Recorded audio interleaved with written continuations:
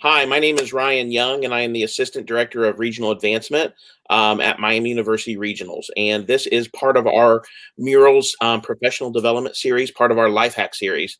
And so today is our next installment, Help, I am ready to buy or sell my house. The hot questions to ask your realtor when you're ready to buy or sell. So I want to first thank you all for joining us. You are the reason that we do this. I also want to thank the Oxford Alumni Association for partnering with us. And I also want to thank Mark Peebles, who is our presenter today, and he is partnering with us.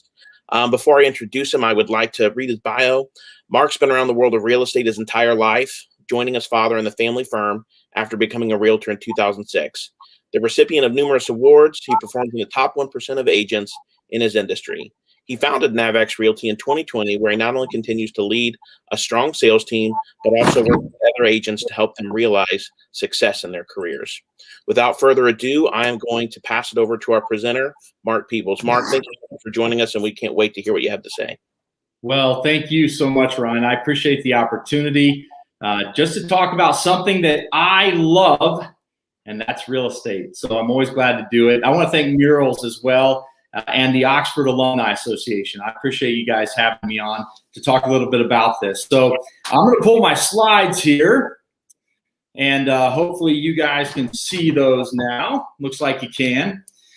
So we're talking about help. I'm trying to buy or sell a house. And so I want to help answer the burning questions that buyers and sellers are asking in this very complex real estate market today. And complex it is. In fact, you know, I've been around real estate, Ryan said it in the introduction, my entire life. And my dad actually has been an icon in the real estate industry in the greater Dayton, Cincinnati markets for many, many years, 48 years to be exact.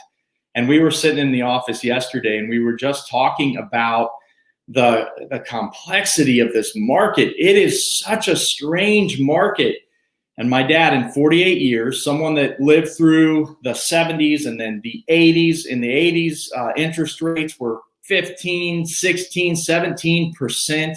I've heard that my whole career. You know, he's sitting there saying, I've never seen a market that is this strange. And so it is a very unique market. We're going to talk about the market. I'm going to help educate you on that. So here's my goal today. I want to answer the most common questions that I hear regarding today's market. I want to unpack the complexity of the current real estate market. And then I want to shed light on the opportunities for you that exist as buyers and sellers. And I don't know, if we get some questions, maybe we'll even talk a little bit about investing in this market. So why are Americans so concerned with the health of the real estate market? Well, it's really because real estate is the largest sector of the U.S. economy. And let's face it, we all remember, some of you might be too young, but I certainly remember 2008 when the real estate market crashed. It was a very painful time, not only for our country and for a lot of people working, but as a real estate agent, it was tough. So a lot of people are asking questions right now. In fact, this one was an interesting answer to a question that we found. 2,450%. Nope, that is not how much your home value has grown in the past year, although it might seem like that. It is not the amount of equity that has grown in your home in this past year. It's not the percentage increase of number of buyers making offers on properties, but it seems like that from time to time. So when is the housing market going to crash? In the past month, this inquiry on Google, this question on Google has increased by 2,450%. That means that buyers and sellers and the American public, they're worried about it and they're asking questions. In fact, I want to show you, though, what the last 6 recessions have looked like, because I want to give you a little bit of confidence in where we are. Are we heading for a real estate crash? And I can pretty confidently say, no, we are not heading for a real estate crash. So calm down, take a deep breath. It's going to be okay. But let's look at the last 6 recessions, including the one that we are in started in 2020. There was this global pandemic. Not sure if you guys were familiar with that or not. So last year during the pandemic, we saw a 7.3% increase in home values. Now look at 2008, 19.7% loss in home values. But look at the rest of the recessions. Most recessions, home values continue to go up. We continue to see appreciation in the market. That one there in 1991, it was actually a very marginal loss, and that one bounced back very quickly. So we saw a quick loss, but those gains came back very quickly. So what's important here? Well, what you should keep in mind is that just because we're in a recession, just because we are in an economic downturn, does not necessarily mean that things are going to be bad for the real estate market. In fact, the real estate market fares very well through recessions.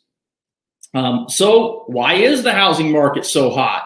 Well, 2 weeks ago, CNBC had put out a report that this question had doubled in 1 week. So we're going to talk about why this real estate market is so hot. According to Lynn Fisher, she's the deputy director of the FHFA Division of Research and Statistics. Housing prices nationwide recorded the largest annual and quarterly increase in history of the FHFA HPI. That's a lot of letters there. Low mortgage rates, pay attention to this, low mortgage rates, pent-up demand from home buyers, and limited housing supply propelled every region of the country to experience faster growth in 2020 compared to a year ago, despite the pandemic. So we have incredibly low mortgage rates. Last year, we saw, I think, 16 new record lows in 2020 on mortgage rates. And I'm going to talk a little bit more about that. But in addition, you had all these people at home. So there was this pent-up demand. They wanted to get out. They were tired of being in their houses. And so they go out and start looking at houses. But then in addition to that, we had such a limited supply going into the crisis. A little bit crazy. So we are in this thing called a seller's market. I know you guys have heard this term. It's all over the news, and you're seeing it. But what's the difference between a buyer's and a seller's market? Well, of course, a buyer's market is high supply and low demand. We saw a buyer's market in 2008 and in those years following. In fact, we had a ton of houses on the market, but we didn't have any buyers for them. So seller's market, high demand, low supply. That is where we sit right now. We have a ton of buyers in the market, but we don't have any houses to sell. That's a challenge. So according to an Inman article, demand is outpacing supply. Inventory is the measure of the balance between supply and demand. So you'll often hear us as agents, and you'll hear in the news that talk about housing shortages or low inventory of housing. So let's look at how we read a market. How do I, as an agent, come in and understand the market? And just so that you know, before any listing appointment that I go on, I always read the market for that particular house, neighborhood, price range, so that I can understand how your market is moving. So how do we read the market? Well, we determine a seller's market versus a buyer's market by determining how many months of inventory is available. So in this market, I have always looked at it as if we have 0 to 4 months of inventory. In other words, if the current number of homes on the market are going to take 4 months to sell, that would be a seller's market. 4 to 6 months starts to bring you into a balanced place. We would call that a balanced market. That's where we really want to be. There's nothing wrong with a balanced market. It means that as buyers, you have some options, and as sellers, you're still seeing your homes sell within a reasonable amount of time and continuing to see appreciation. Then you have that 6 month plus category, and that is a buyer's market. Again, that's what we saw in 2008. When I would run analysis going into appointments back in 08, 9, 10, 11, we would have some of the inventories at 11 and 12 months of inventory. In other words, for all of the houses on the market today to sell, it could take up to 12 months. There just weren't enough buyers in the market. So here's some other metrics we look at. And this is really an interesting look. If you look across this graph, the first part of the graph is showings. In this year, 2021, as it sits right now, year over year, our number of showings are up 49.5%. Purchase applications, in other words, buyers putting in applications with their mortgage companies, are up 39%. Wow, that's a ton of demand. Pending sales or pending deals, it says there, are down 0.5%. So they're pretty close to where they were last year. Existing home sales up 9.1, new home sales up 8.2. But look at these two other categories. Our existing home inventory is down 52%. That is crazy range. And then the new home inventory that builders are pumping out is down 4.6%. Let's look across the country to see where that loss of 52% in the number of listings, available homes on the market, is coming from. So you can see the deepest red is greater than 60%, and then that next shade of red down is going to be that 45 to 60% range. But I'm going to zoom in. We're in Ohio. We're in the Midwest. Look at the Midwest right now. It is down 55.6% in the number of listings. So we're running ahead of the national average in Ohio on the number of listings that we have lost. And that's painful. You know, for the first time in my career, and I've always heavily been a listing agent. I have a team, but I've heavily been a listing agent on the team. And right now, I'm running at a zero inventory myself of listings. When I came into the business in 2006, working with my dad, we would carry up to 60 listings at a time. But right now, we just can't keep listings because there is so much demand for everything going on the market. So another important note, because of the very low supply and very high demand, median home price has reached an all-time high in the United States at $370,000. This represents a 15.6% increase year over year. Home values have skyrocketed. We are seeing year-over-year increases around our local markets that are in these double digits, tracking right along with the data from realtor.com. So why is it climbing so fast? It's because of all of the competition. For those of you that have been trying to buy a house, or maybe some of you have sold a house recently, or just been hearing about it, you've been thinking about it, but you've heard that it's competitive. People are putting in a lot of offers. Well, this is the average number of offers on the most recent closed sales. So if you look at that February number, we're at 4.1 offers per listing going on the market on average, that's going to a closing table. When you have 4 offers coming in on a property, everyone has to try to outbid everyone else. You know, one of the things that we've been seeing beyond just 4.1, we've had some properties where we have had 10, 15, and the highest I've heard of recently was 25 offers. But I was with a friend of mine in Arizona that I'm in a mastermind with.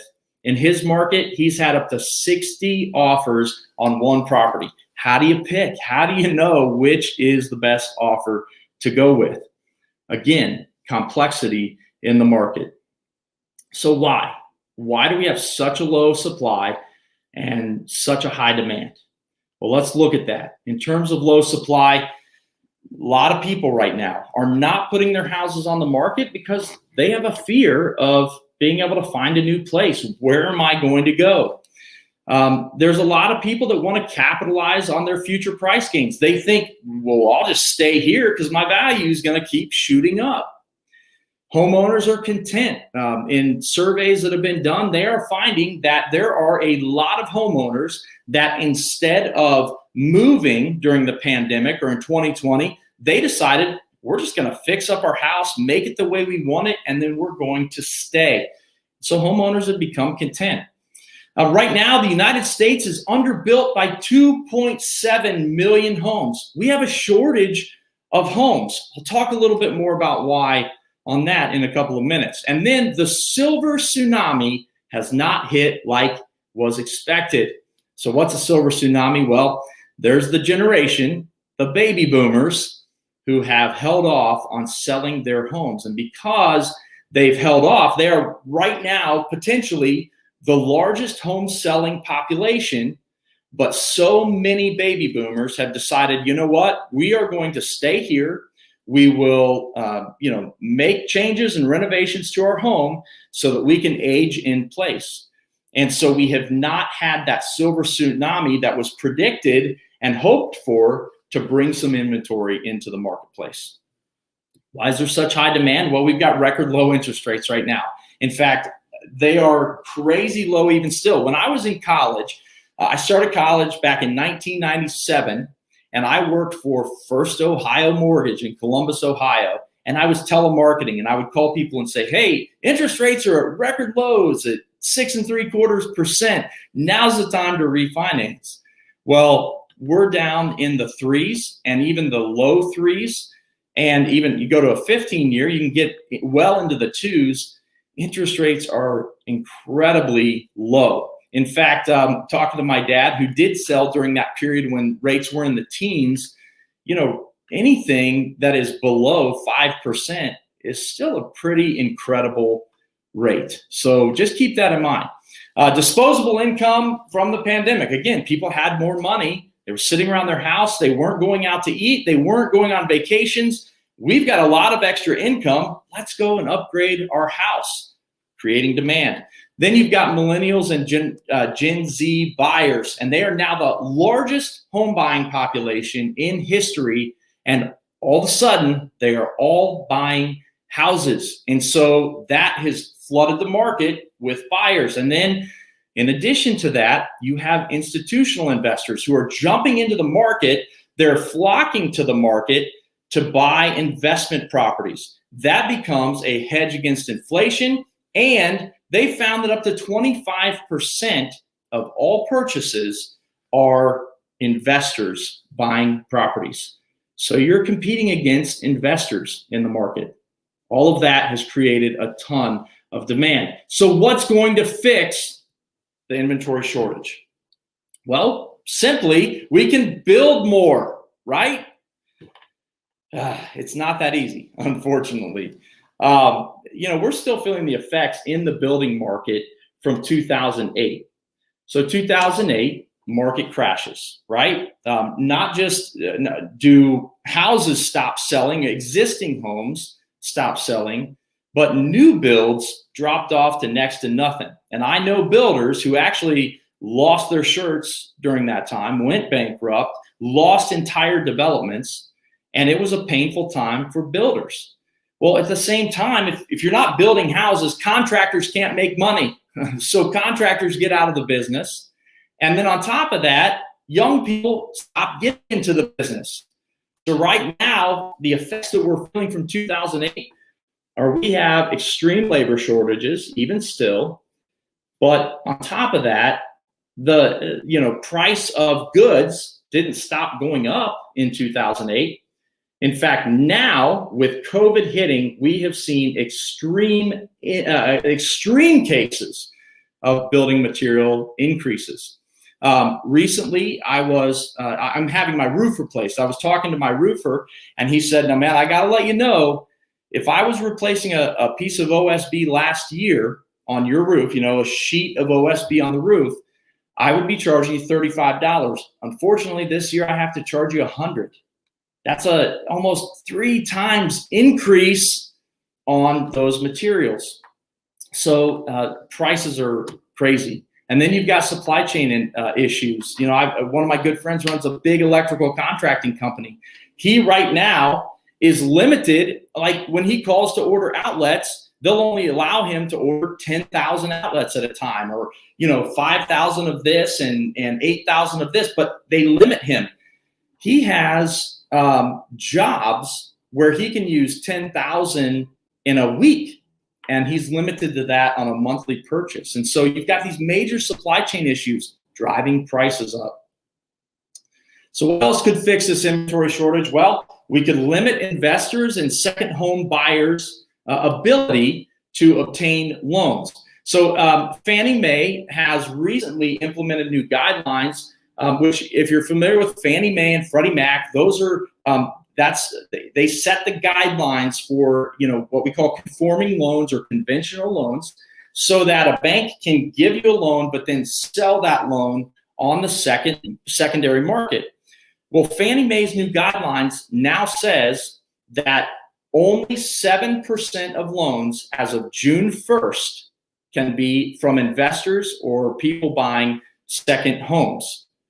So one of my big lenders right now, as we were talking about this, I said, well, where are you guys at? They were sitting at 28%. 28% of their loans were for second homes or investors. They have to cut that down by June 1st to 7%. So that will bring some of the investors out of the market. Why? Because to cut that down, they're going to raise rates on those kind of loans. But then the other thing that will ultimately happen to slow buyer demand overall is we'll see an increase in interest rates for everyone. Now, is that happening tomorrow? Probably not.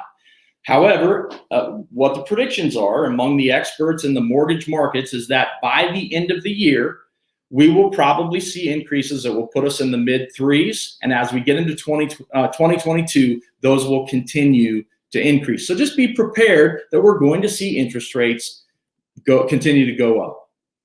Okay, so that's kind of overview of the market. I could go way into the weeds on any one of those topics, but I want to answer some of the most common questions that I get as an agent. People want to know about the market. So here we go. Should I wait until the market crashes and prices come down to buy a home? Or in other words, am I making a mistake buying now and risking a crash in the next few years? Or if I buy today at the high of the market, am I going to lose equity in a crash in a few years? Well, I showed you earlier what happens in most recessions. And most recessions, we don't see a depreciation of home values. Now, 2008 is very different from 2020.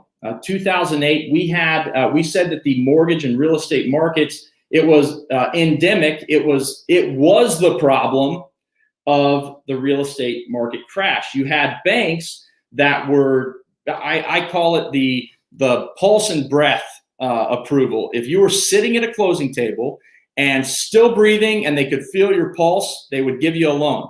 So you would have, a waitress who was making $25,000 a year buying a $500,000 house just because she was still breathing when she got to the closing table. So crazy guidelines, stated loans. They would let you state what your income was and you didn't have to prove it. So what was happening is all of these banks, they were pulling in these bad loans and then they were selling them on the secondary market.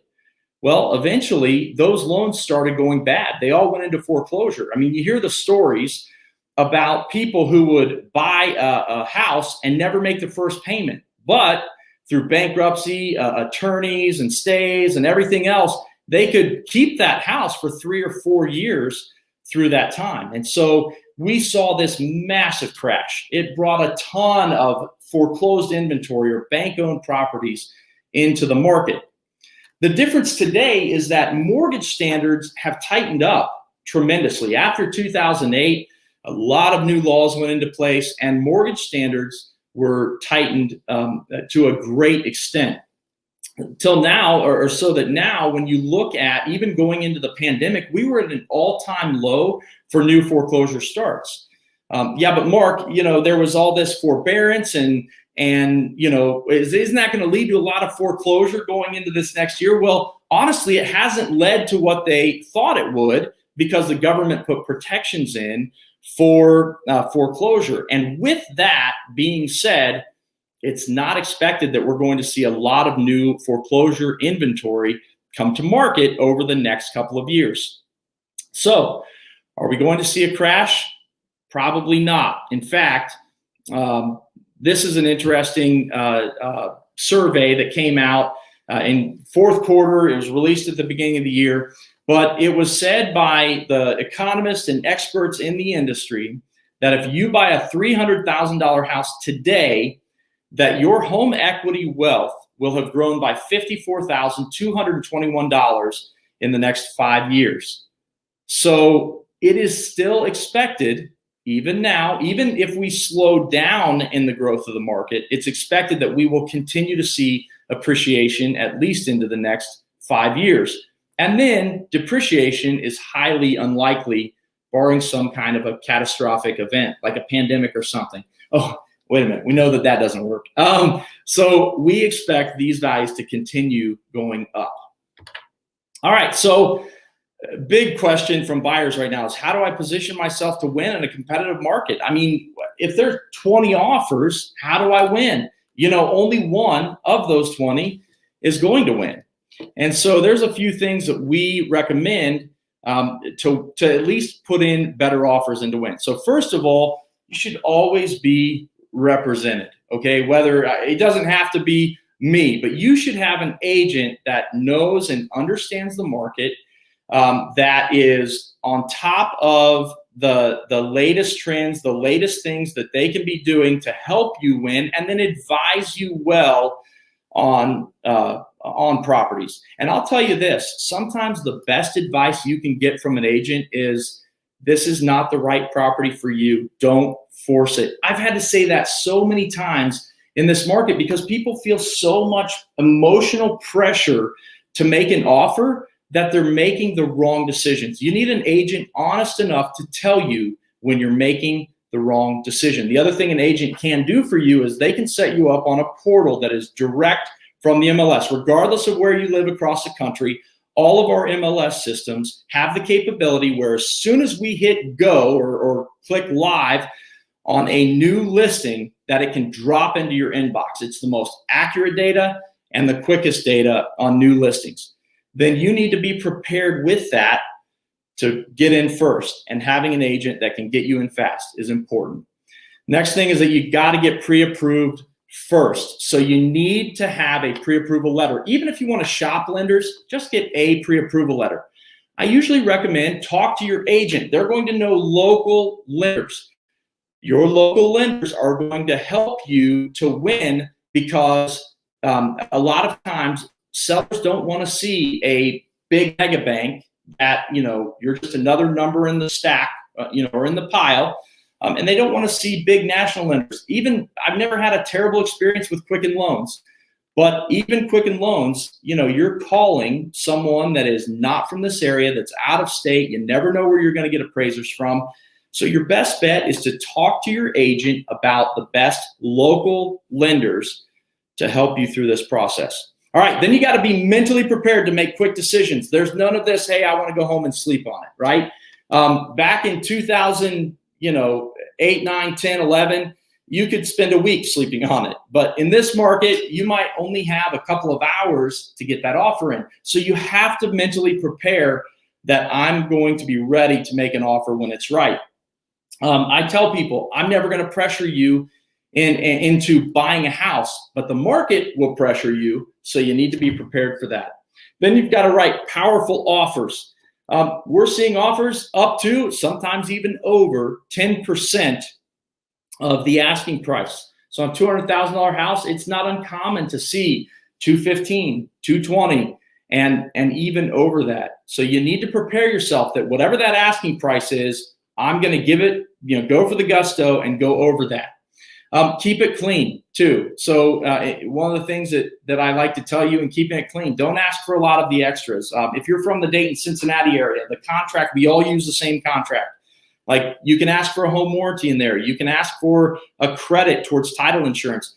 Don't ask for the extras, okay? Just plan to pay for those things on your own if you want them, but don't ask for a lot of extras. Keep your contracts clean. Don't ask for a lot of extra, or don't ask for closing costs. Try to use what you have in savings for your closing costs. Keep an open mind. You may need to expand your criteria. You might be looking in one area, but you might need to expand to a couple of different similar areas and find the home that's right for you. You might, instead of buying the dream home now, maybe you buy another home that you can live in for a while and then turn it into a rental property when you're ready to buy the dream home. Keep an open mind and explore all of the options. You can walk through those with a good agent. Limit your contract contingencies, and you'll see that I put in there, but always do inspections. I cannot, in good conscience, ever recommend to a client that they buy a home without doing inspections. You have the right to due diligence. There are other things that you can do, like say we won't ask for more than $1,000 in repairs, but you need to be able to go into this process eyes wide open. The only time that I recommend buying without inspections is if you are a sophisticated buyer. Okay, so in other words, you're probably an investor and you have the cash to cover major issues that you might run across. The last thing you want is to buy a house that has a structural issue that you didn't see when you walked through, and now you're into it and stuck with something that is going to carry long term or be a safety hazard for your family. Okay. So last thing is consider writing a personal letter. You know, you got to tug at the heartstrings. The things that we caution about is we do have to limit sometimes pictures and such because you can get into fair housing issues. The NAR, National Association of Realtors, has put out some warnings on this, but your agent should be able to advise you through the process. But I do consider, you should consider pulling at those heartstrings, you know, talk about how important this is for you and why you love this home and why you would like to make it your family's future home. All right. Next big question I get, if I sell my home, where will I go? Well, that's where I put there that, you know, you better hope you have a nice mother-in-law because you might be living with her. Stay in a hotel, arrange a short-term rental. A lot of people are using Airbnb, but even those have been scarce because of the number of people that are selling and looking for places out there. The rental market is even tight right now. Or this is one thing that you can consider. I call it the less stress process. This is something that we have used. 2020, we used it with more than a dozen families. We probably have 4 or 5 families right now that are using this process. So first of all, you got to plan this with your agent. You have an agent come out, look at your current home. You are going to talk about how to prepare your home for sale. At that same time, you are going to go and you get a bridge loan. You get pre-approval on a bridge loan. Now, what a bridge loan is, it's going to take the equity that you currently have, and we're at all-time equity highs right now, and you're going to borrow that equity out, and you'll borrow it out and simultaneously close on your purchase of your new home. Then you go back, we list your property at a certain point in the process, like we get through inspections, we know everything's rolling, we'll list your property for sale. Oftentimes, we can have that sold before you ever pay double payments. Okay, so this, we call it the less stress process. I put our website just where I explain it a little bit more in detail. Right now, one of the nice things is that you do have the equity in your home. If you can qualify on both ends, a bridge loan is a very cost-effective way to take the stress of, oh my goodness, where am I going to go, off of you, okay? And that's why we recommend the bridge loan process. All right, why should I buy this year? I'm going to answer why should I buy and why should I sell this year. So here's why you should buy this year. You should consider it because we are at record low interest rates this year. All right. So we are still at incredibly low rates. You need to consider right now cost versus price. What is my monthly cost going to be? Because it's going to be lower at 3% than it would be next year at 4%. So don't get so much caught up on I want to buy a $300,000 house, but I'm going to have to pay $330,000. Look at your monthly budget, consider your costs on it per month at the current interest rate, okay? You also have the opportunity, as I showed you in that graph a couple of minutes ago, for the equity gains over the next several years. And then you're gonna get the most house for your money today because prices are going to continue to increase, as will interest rates. So take advantage of where they are today. Yes, you're going over asking price. Yes, it's competitive, but next year it might be 10, 15, 20% higher, which is going to reduce your buying power, okay? So just things to consider right now. Why should you sell this year? Well, record competition to buy your home. There's a demand. It's going to drive your price higher, which means you're going to maybe get more equity than you even realize. And it's also an opportunity for you to take advantage of the low interest rates on your next purchase. So, let's just say you're looking to downsize, okay? You're going to get the lower interest rate on that downsize, or maybe you're going to upsize from your starter home. Take advantage of that lower interest rate now as opposed to next year. All right, so I think we're going to open it up for some questions. Ryan said that there were some questions submitted, so we'll open up for questions. I'll just leave, I've got my contact information there. If you guys have other questions, I don't even care if you're not in my market. You don't have to feel like, hey, I don't want to call you because you're not in my market. Even if you're outside of my market, I can't necessarily advise you as your agent would advise you, but I'm more than happy to bounce and answer some questions for you just to help you out. Okay. So Ryan, we doing this thing? Yes, we are. Mark, first of all, I want to thank you so much for your presentation. I'll be honest, I learned a ton, and I know for myself, I am looking to purchase a house. So it really was very informative for me, but we did have some questions come in. So I'm going to run some of those by you. Our first question is, what is a good down payment to have when you're ready to buy a house? Is 5% enough? Yeah, actually, one of the things that I recommend right now, if at all possible, you want to have a conventional loan approval. You can actually get a conventional loan approval as low as 3% if you're a first-time home buyer on a specialized program. But 5% is a solid standard conventional loan. Where you see the difference is when you get up to 20% down, you drop PMI, or private mortgage insurance. That will save you $100 or even a couple $100 a month. And so a lot of people like to get to that 20%, but depending on your current situation, again, it all comes down to your budgeting. 5% is more than reasonable. Awesome. Thank you, Mark. The next question is, and I think this is a good one, is, do I really need an agent when my house will sell quickly because we're dealing with a seller's market? Yeah, that's a question that we do get quite a bit. I had just share a story with you. I had someone that I talked to last year. They were debating whether or not they list with us or they go for sale by owner, and they listed it first day for sale by owner, and I got a frantic call from the seller wife that night saying, we are so overwhelmed and we don't know what to do. We've got people bringing offers, wanting to bring offers. It's like a circus in and out of the house. Bottom line, anyone can generate offers on your house right now. And it's not just about generating the offer though. How do you know what is the best offer to select? And there's no perfect way. And I can tell you, not always the highest offer is the best offer. But who's going to tell you what loan is going to be the best, what lender they have experience with and feel most comfortable with to move through the process? And then what happens if you get into escalation clauses and working out, what am I going to net out, which is a big question. How much would I walk away with? Then in this market, we're seeing a ton of short appraisals. What happens if I get a short appraisal? How do I challenge that appraisal with the bank and win? How do I negotiate it back and forth? All I can say is I would get overwhelmed if I were a seller in this market.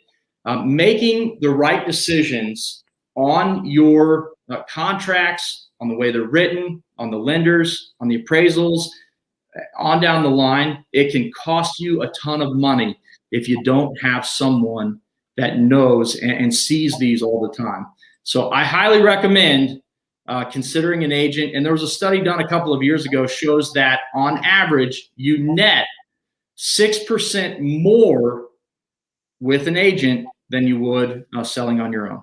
So just a thought. Oh, wow. Okay. Thank you for that. The next question is in regards to if you own a rental property. So if you own a rental property, is it best to sell now or to keep doing business with it? Well, that you could go 100 different directions with that question. It really depends on what your goals are. When I advise clients on rental properties, we believe in the buy and hold strategy. Okay, so we want you to buy that property let someone else help pay the property off for you. And then when you get to retirement age, you have an asset that you can either sell and cash out of, use to pay for college, right on down the line, or the real goal is that you build up 5 or 6 or 7 or 10 of these. And now you have the opportunity where you can have an income in retirement off of those properties. So it really depends on what your goals are. If you have something that you would want to put the cash into now, then you might consider, because you're going to get more for it. However, in the long run, my suggestion would be to continue to hold it and continue to take advantage of that appreciation that you'll have down the road. So just kind of my thought on that. Thank you so much, Mark. That's awesome. The next question is, what features are most important in selling a home? I know for myself, I heard when I looked online, that, kitchens and baths sell homes. So what are some important features, when you're selling a home, to do that? Well, you took the words right out of my mouth. I tell people all the time, kitchens and baths sell homes. And kitchens and baths are important, but what you don't want to do is, if you're thinking about selling this year and wondering what I should do, I would recommend consulting with an agent, because right now they might come in and say, you know what, you don't need to do that kitchen or bath to get top dollar for your home. But what I'll tell you, one of the mistakes that people make in upgrading a kitchen or a bathroom is they go out, they hire the most expensive contractor, they end up buying custom made Amish cabinets. And I can tell you, no one has ever gone into a house and been like, ooh, these are custom made Amish cabinets. They care about soft closed doors and drawers, and you can get those on fairly cheap cabinets today. The biggest thing, I'll leave you with this on this answer, is medium level upgrades. Don't do high end upgrades. Do medium level upgrades if you're going to sell your home. That way you can recover the investment. But I'll add this in, because this will be a little bit of value. If you want to get the most return, here's the 5 most valuable things that you can do to sell your home. Declutter and deep clean, that's one. So thin things out by 50%. If you have to get a storage unit, get a storage unit, but thin things out. Then upgrade your curb appeal. You want someone, when they walk up, to have clean landscaping, nice clean edge driveways. You may power wash your sidewalks, or have someone power wash your sidewalks, but make that curb appeal sing, because that's the first thing people see. Then paint, flooring, and small repairs. Paint and flooring are kind of obvious. Paint is really the most important interior thing you can do. And it's not just painting that yellow color that you like. It's picking a neutral color that will sell well. And a good agent will be able to help you determine what the best color for your house is, or at least guide you to a staging advice from a professional stager maybe on that. In terms of small repairs, when you guys moved into the house and your dog chewed the corner of that baseboard, you've just lived with it, right? But when you go to sell, it's the little things that mentally a buyer's walking through going, I'm going to have to fix that. There's $1,000 to fix that. When in all actuality, it costs you, a couple $100 to have a handyman do it, or, $50 if you do it on your own this weekend. So little repairs, the little leak under the sink, that small thing, the cracked tile that you need to replace. Those things make a big difference mentally for buyers. But those are the 5 most important things or valuable things you can do. So declutter, landscape, paint, flooring, and small repairs. Lost my train of thought there. There we go. Thank you so much, Mark. We actually had 2 questions come in regarding mortgages. And so I'm going to kind of combine those. One is, do you have any tips for shopping around for mortgages and to find the best interest rate? But additionally, someone did ask, if they already have a mortgage for a rental property, would it be best to use the same lender that they've already used, or would they still shop around? I believe that a lending relationship is very important. Again, if you find a lender that you trust and is going to advise you well, and that they're going to guide you through the process. We always say with care and expertise, I would stick with that lender. Here's the important thing to know about loans. A lot of people shop on rate. Okay. If you get a lower interest rate, there's a reason. They're either charging you more to give you that lower interest rate. In other words, they're charging you points for it, or they have other fees that they're charging to offset the loss on that interest rate. Okay. So rates are rates. When banks get their money, and forgive me if you're a finance major out there, you probably know more about this than me, but when banks get their money, they're all getting it at the same rates. It's not like banks are getting all these better rates out there.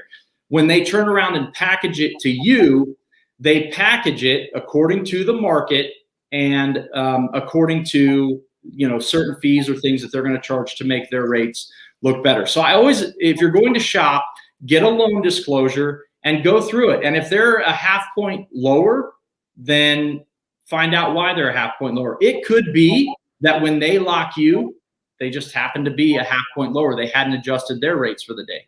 So I'm okay to shop. I'm okay if you shop. But if you have someone that you really trust, that you know is honest, that is the best position to be in, because there's a lot out there that they don't care. You're just a number, and I hate that. Awesome. Thank you. One of our participants today asked about inspections. And so she said that they said that they have tried several different times and they've lost out on several different homes. And they've not waived inspections yet, but they're starting to feel like that's their only course of action to actually be able to land a house. So what can you tell us about, waiving inspections and the dangers or benefits of doing so? I said it earlier. I'll say it again. I'm not a fan of waiving inspections. I'm a Dave Ramsey endorsed local provider. And even Dave Ramsey, for those of you that know Dave Ramsey, he's a financial guru, total money makeover. But Dave Ramsey would say, don't waive inspections. There's a lot of inherent risk in doing that. What I would recommend is, say, we're going to offer X number of dollars, but we will not ask for any repairs over $1,000 or over $500. So if you come back with high radon, and let's just say it's going to be $1,000 to put the radon system in, you're only going to ask for $500 of that. Okay. That way they can net out up front that you're asking for that $500 in repairs or whatever the case is. But waiving inspections altogether is risky.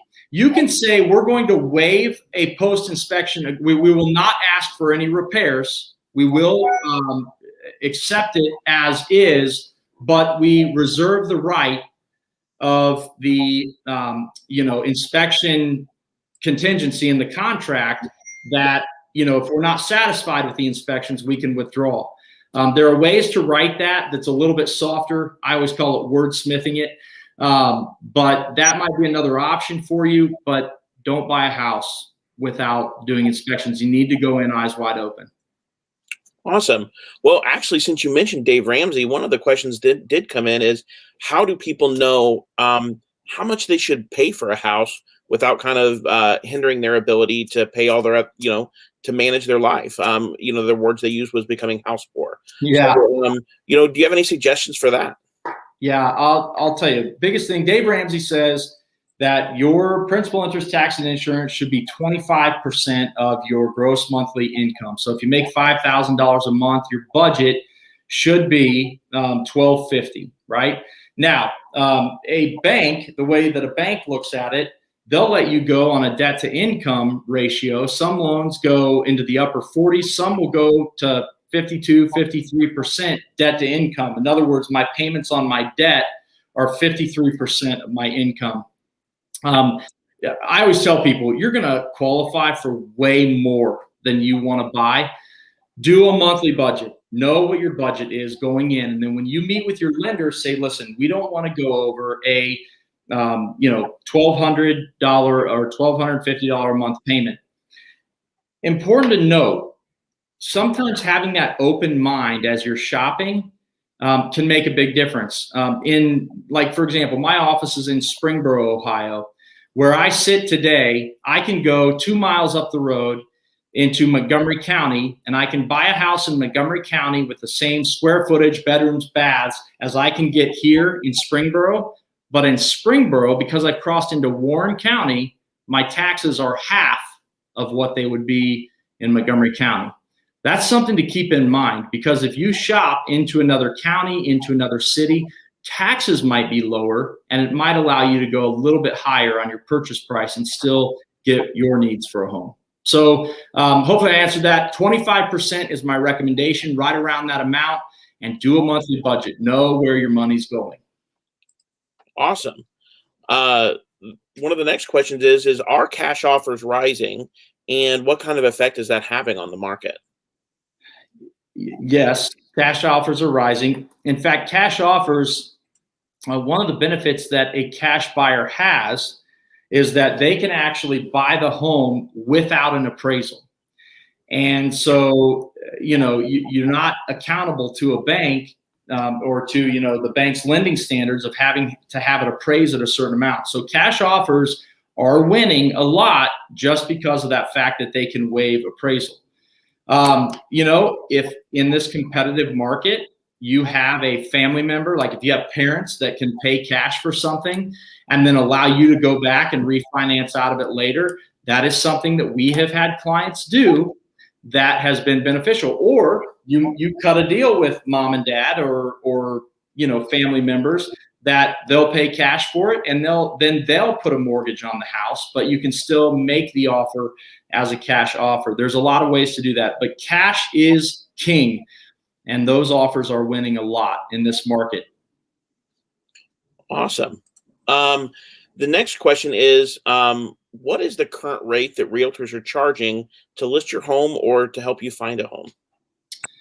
So kind of in the, now we're in the Dayton, Cincinnati markets. Okay. So I'm going to speak to our market. Some markets are different. On average, it's about 6%. Okay. That's the most standard rate out there. And understand that rate is split. 3% goes to the buy side, 3% is going to stay on the sell side. So as an agent, when I come in to list your house, if it's a 6% fee, then 3% is going to go to whoever brings that buyer to the process, and then my brokerage is going to have 3%. One of the things though to consider, some agents, and I know I've done this in the past, if you are like using that bridge loan process, for example, and you're going to buy a house before you sell, oftentimes you'll find agents that are willing to work out a deal with you because you're going to be buying first and then selling your current home. So those rates are all negotiable, and you can negotiate it, but just know that the top agents are going to probably charge 6 or 7%. And a lot of them don't negotiate on that unless there's some extra circumstance that, you're buying in advance or whatever the case is. Absolutely. We have one last question for the day. And that question is, as you are touring and looking at a home, what are the most important questions to either ask the homeowner or ask the realtor as you're touring a home or as you're preparing to buy a house? Like, what do you want to ask about the house? So first of all, I've seen this for years. I walk into a house, there's flyers on the counter, and buyers grab the flyer off the counter and then they're walking through the house like this the whole time. When you go into a house, the first and most important thing that you need to do is feel the house. Does it feel right to you? Before you get into all of the questions, look at the house and see if it's the right house for you. In terms of the specific questions, we have in the state of Ohio, we require an Ohio residential property disclosure. That is a disclosure that the seller fills out, disclosing any issues that have come up with the house. There are any number of questions that you can and should ask before you buy a house.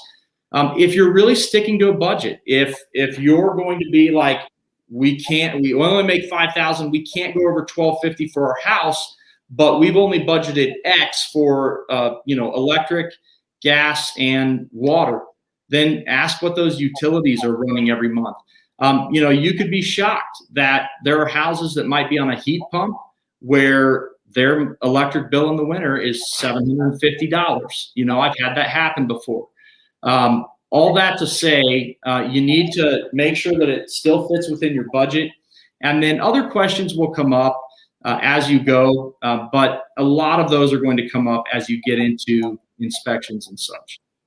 Hopefully that answered that question. No, I think it does. I think that was a great answer.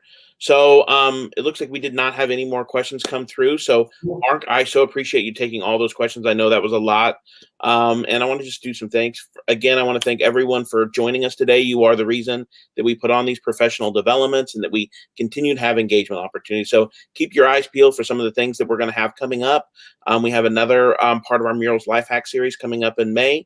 And we do look forward to reopening in the future and having some on-campus events and some in-person events. So keep your eyes peeled for that. We look forward to having you join us. Mark, again, thank you so much for joining us and sharing with us about what we need to do and the questions we need to ask when buying and selling a house. This was incredibly informative. And it's nice to have an inside look from an expert in the field. So it's incredibly helpful. And to the Oxford Alumni Association, we thank you for for partnering with us and helping us to put on this webinar. I will share some information with everyone as a follow-up. Mark, you did share your contact information. Do you care if I send that in an email to the participants? Perfect. And if you have any further questions that we did not get to today, please feel free to reach out to Mark at NavX Realty. All right. Thank you, guys. I really appreciate you being on today. Thank you.